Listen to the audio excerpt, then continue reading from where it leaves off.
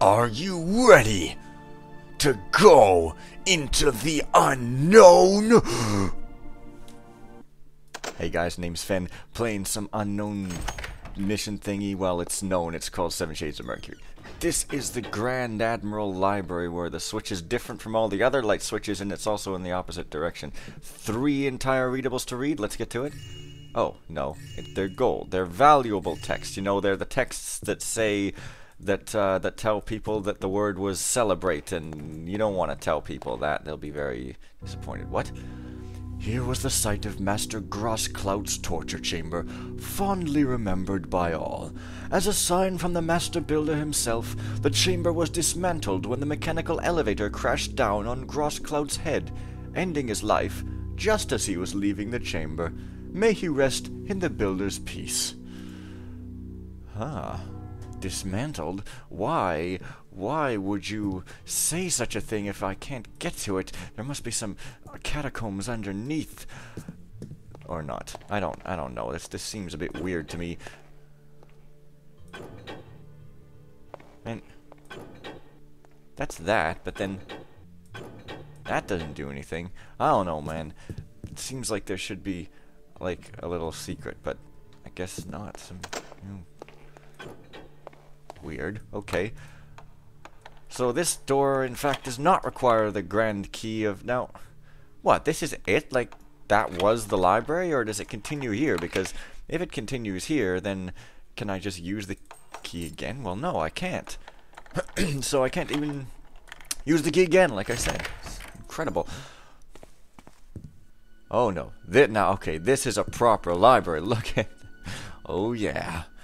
If thou fallest off the second-floor staircase due to slipping, then thou hast failed the Builder. As an acolyte of the Empire, shouldst be prepared and ever vigilant at all times.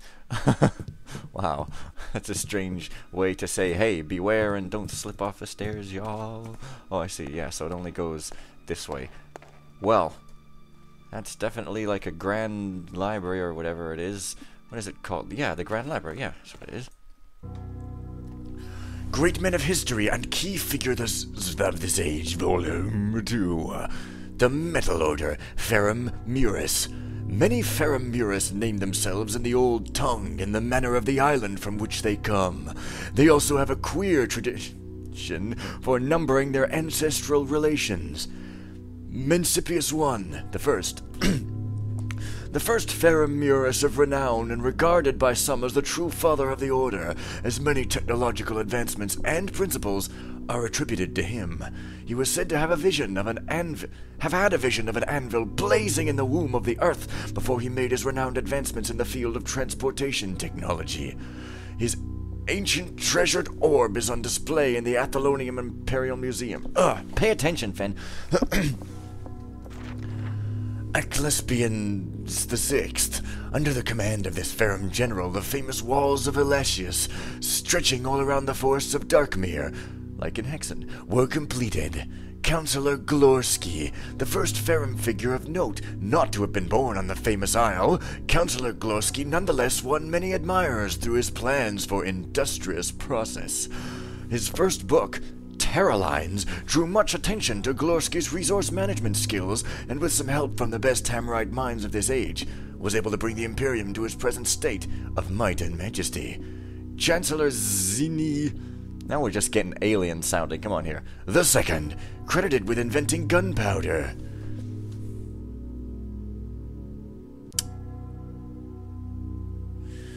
You know, gunpowder was not invented... Like, this is way before Thief 1. Way before.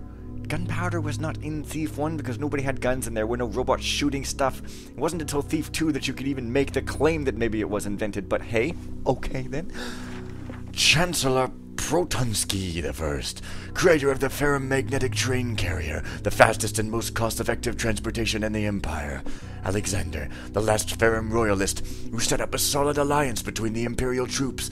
and the Ferrum army of Iron, Valtero. Much has been written of the young, charismatic Valtero as he began a new era of an industry that appeared to rival even that of Councillor Glorsky. His advancements in aviation and electrical energy harnessing seem destined to have a prodigious impact, though heretical rumors persist of his theft of ideas from alchemist sources. Aviation?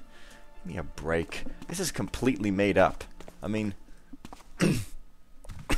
seriously, like, I'm all for inserting fanon in places where the game doesn't say anything, but come on. That's ridiculous. This messes with the entire game's intended order of, like, the progress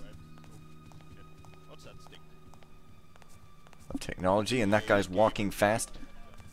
Yeah, well, whoa, oh shit. These purple guys have the library, so I pretty much just need to conk them on the head and give them a bad fur day, so,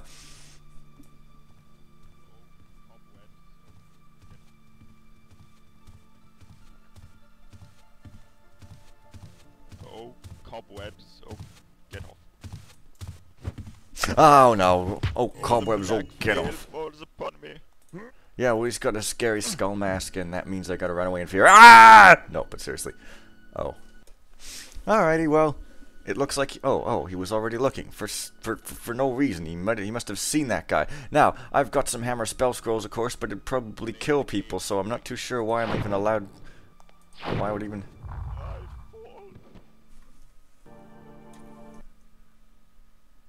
Well, I don't know, I kind of don't want to waste them, but at the same time, well, I never use items because there might be something harder that I have to use them on, like the back of a Volkswagen, so that's why I don't really tend to use stuff, because I'm crazy like that, you know. Hope this guy's hand does not act as some kind of light source, because that would be a bit detrimental to my plans, for which spiders shall be required. Oh, the black veil falls upon me. These guys sure have very eloquent, knocking out sort of lines wherein they speak a lot and kinda... it happens. So, I guess that this is the bottom level of Ye Olde Library. I still don't know where the black team is. Maybe they're past the silver team. They're probably in the catacombs, because, like, they're black. And you know, like, black monsters are always in the catacombs and evil places and stuff. This stairway looks dark, but it isn't. It also looks like a ramp, but it's like hella dark. And I love books. Extra vigilant.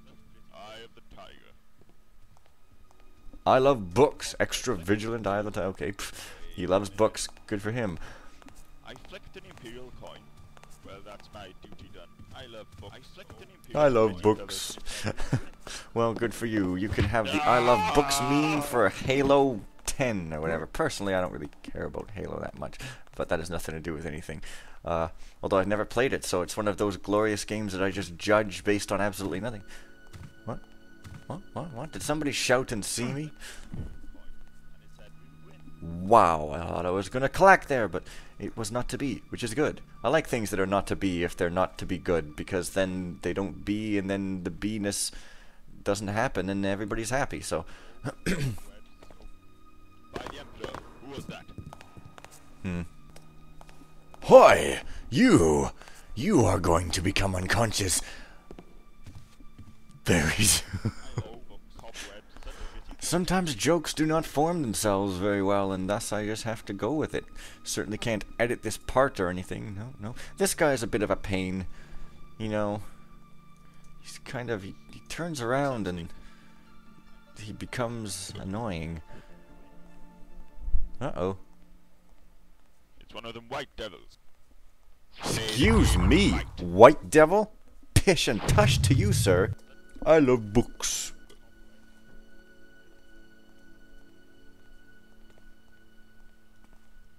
Go on, say it.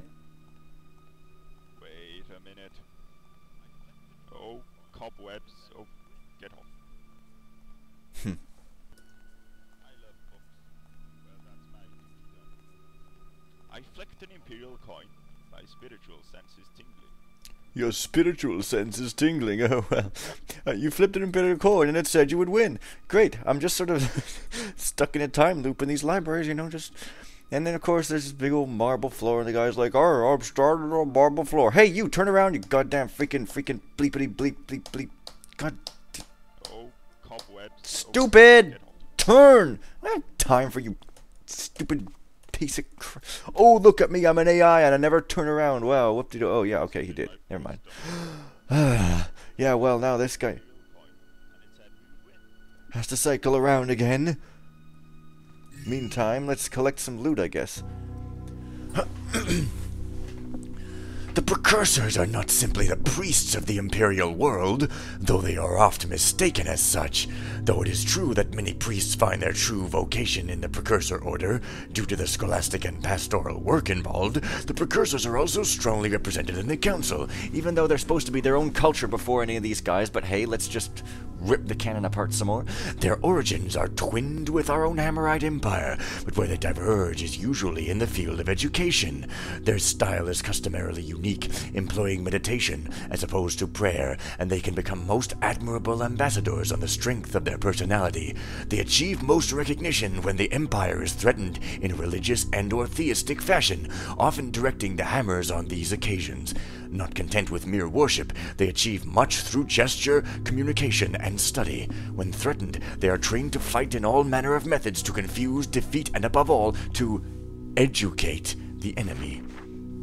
As the Precursors have their roots in ancient history, and have not contributed as a whole to any singular part of recent Imperial history, but rather in isolated battle situations, they tend to be regarded as an archaic order, though their slow methods often complement that of the Muris, with whom they have conquered much ground in the north and east. Precursors are generally considered to be quiet and perceptive, though not as passionate as the Hammerite Order. They are moved by any great gesture or deed. When won, their loyalty is to be much favored, but their friendship is not so readily sought after, as the Precursors are amongst the most humorless and misanthropic of all orders, hating even momentary distractions from their work. Misanthropic means hating of humans, not hating distractions, but whatever. On their shoulders is placed the history of the world, and they take this and other responsibilities with a typically saturnine resolve. They are commonly to be found on their own, favoring independent action over group effort, but are quick to gather when called upon to do so due to excellent organization. Really, seems kind of like the ultimate order to me, but they seem kind of cool is what I'm saying, I guess, but yet mysterious. Shut up, you come out. I love books. I love books. The way he says that is just funny. Get over it. Oh, well, excuse me, you're walking on marble, not on carpet.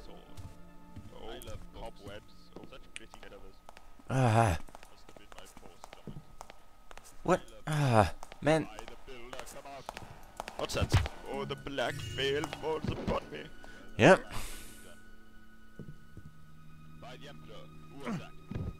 Well, I'm a guy who's kind of just not being a very exciting video, but sometimes that does happen, and there's nothing anyone can ever do about it.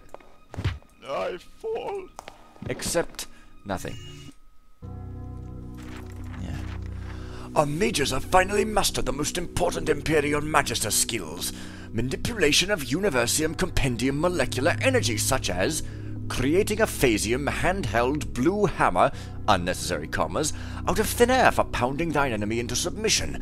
Proven mostly successful. Sadly, Brother Thespuzo disappeared, as instead of pulling a hammer out of the air, he pulled himself in and became air. We must try to bring him back during tomorrow's session. On a humorous note, because we just jump right to being funny. Brother Aximium created a hammer but could not grasp it due to lack of concentration, and it still had the material properties of air, so that it remained hanging there until it dissolved on the next day. Throwing a knockout hammer at thine enemy. Oh, that must be what the spell is, huh? Proven successful, although some acolytes chose to create a gear instead of a hammer. Bonus points for creativity. Yeah, whatever. Shoehorning in the mech gears. Reincarnation. Proven only partially successful due to lack of skill in the molecular manipulation. Knocked out acolytes who have already mastered the phasium hammer are able to wake up again, but only as ghostly forms of their former selves, walking about to and fro, mostly composed of air, nearly hollow and unable to bear arms, because they're not American. Wears off after 24 hours. Slightly better than getting knocked out anyway, I say. Okay then. If you freaking say so, I don't know, man. I say these orders are a little bit too advanced for the plot. You know, the plot's supposed to be the hammers are not willing to have progress and the mechanists are, but okay. The Metal Order, FenPhoenix, more so than any other of our allies, have brought great advancements to the Hammerite Imperium. They pride themselves on power, leadership, and inventivity. It is stated in the historical documents that the FenPhoenix, named after their industrial capital, evolved through desire to grow and develop, chasing away the darkness, as the writers of the time had written it.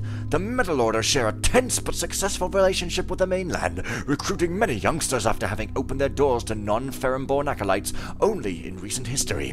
Their older history is one of constant war-making, and industry too detailed to provide here, but they represent the most forward-thinking of all Hammerite orders. Enemies of the Ferrum have been eager to suggest that the Metal Order arose as a result of a schism, a split, like you didn't know that, with the Hammerites, owing to some great mistake of the past for which they are destined to atone. Though it seems natural that conquered foes will produce such blasphemy, the Precursors have been unable to re-educate some cultures to the contrary, and therefore the roots of dissension still exist. To this day, the Metal Order are regarded as having the worst reputation abroad for acts of cruelty, but the best for making progress in many areas. Which is a ripoff of the Mechanists. Come on, writers. You could do better than this nonsense. God. In the year 917, the Ferrum nation underwent a great revolution of industrial and political dimensions. During this time, the Ferrum Republic of the Iron Gear, which, see, they're mechanists, but it's before. The Ferrum nation of the Free People rose to power in a coup that eliminated the previously existing Ferrum Royalist Order. Okay, great, whatever. Man, okay, so these guys hold the library. I guess their icon is here somewhere, but I'm not quite sure where. It's probably just randomly on one of these things on the sides here, I guess. There sure is a lot. What was that? What was it? For hell's sake. Dude just said, oh, must have been a big rat with a sword. Invis potion. Okay. Wow. That's, whatever it is here. Healing. Speed. Purple team icon. It's a scroll. Well, yes, it's the library. No wonder they just babble on all day through text. You know, scroll buttons are you like that hard attack? Yeah. Enemies of the Empire for many years, even without a great deal of contact between the two. The Alchemists were the original rulers of the northern lands and beyond. Their true origins remain obscure to this day, though by some means they survived without the influence of the Great Hammer during the days of darkness and fear. Their greatest disputes have been with the Precursors over territories, and the FenPhoenix over technologies that have been stolen or misused. They are the newest order of the Empire to date, and the hardest to integrate into the Imperium. Regrettably, they do not bring with them the bulk of northern tribesmen who regard them as traitors who abandoned them in their fight against the Hammerite oppressors. Though much is believed to still remain secret, more and more small city festivals are taking place designed to cast a new light on these brothers from the East. These involve displays of alchemist technologies and learning, new trade opportunities, and offers of land.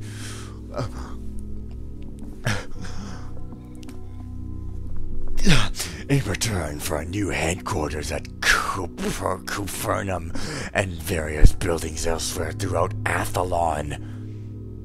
Athlon? That's like the way that, like, silly-ass people spell AMD Athlon, despite the fact that it's spelled Athlon everywhere in front of their face, and they're like, oh, hey, look up at one of those Athlons, and then they get smacked. The Alchemists have assisted by dispatching a pioneering force of Imperial colonial to foreign lands that are, to this day, being charted in earnest on the other side of the world.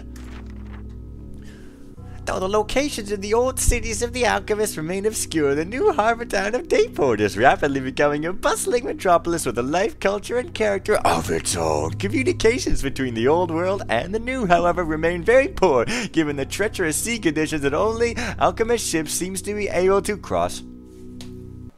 Well, that's all for today. See you guys next time.